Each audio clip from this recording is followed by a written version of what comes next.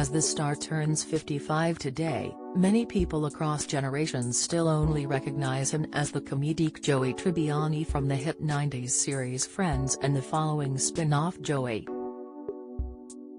The role changed Matt LeBlanc's life entirely, as he had only $11.09 to his name when he was cast and ended up being one of the highest-paid sitcom actors in Hollywood, but ultimately the actor found that money isn't everything. The Friends sitcom ran for 10 years, and the spin-off titled Joey added an extra 2 for LeBlanc specifically. Nearing the end of the series, each of the 6 principal actors and actresses earned $1 million per episode. Adjusted for inflation, that would be equivalent to $1.4 million, £1.16 million today.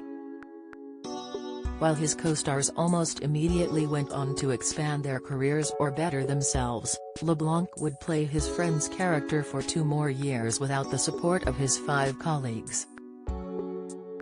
Joey was not a resounding success like the original sitcom and only lasted for 2 seasons, by the end of which LeBlanc found himself completely burned out.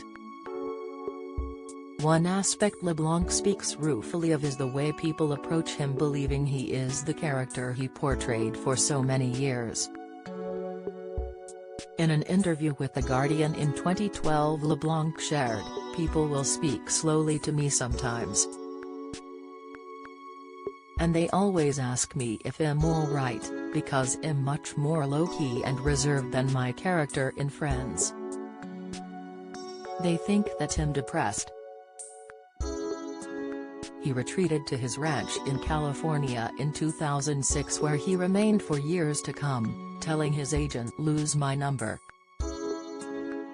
LeBlanc revealed this in a 2016 interview with The Mirror, explaining that it was a disastrous set of circumstances that saw him shunning Hollywood.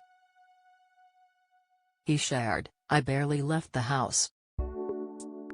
I wanted to not have a schedule, not be somewhere.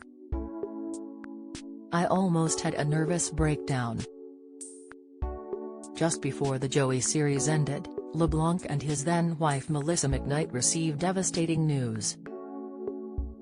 LeBlanc originally noticed that their young daughter Marina kept falling onto her left side when attempting to crawl. After a doctor's visit, the 11-month-old was diagnosed with cortical dysplasia, which is a common cause of epilepsy. The condition occurs when the top layer of the brain does not form properly, often before a child is even born. Don't miss, the doctors also warned the condition may also affect her vocal cords, impacting her ability to speak. LeBlanc described it as a very dark period, which unfortunately would be compounded by his marital problems. McKnight and LeBlanc would divorce in 2006, with rumors circulating that an incident in a strip club a year earlier was a contributing element.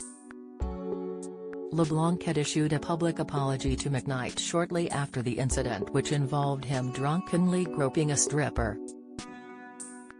The list reported that McKnight and LeBlanc have been on amicable terms since their divorce and share custody of their daughter.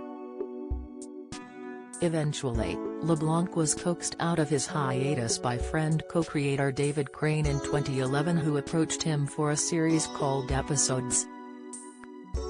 The hiatus made LeBlanc a little rusty on the same job he did every day for over a decade just a few years prior, but he eventually found his groove once more. Episodes would run for 6 years, slightly overlapping with LeBlanc's time as Top Gear presenter. He would leave his presenting role after barely 3 years, stating that it was simply geographically too taxing and he didn't like being taken away from his family so much.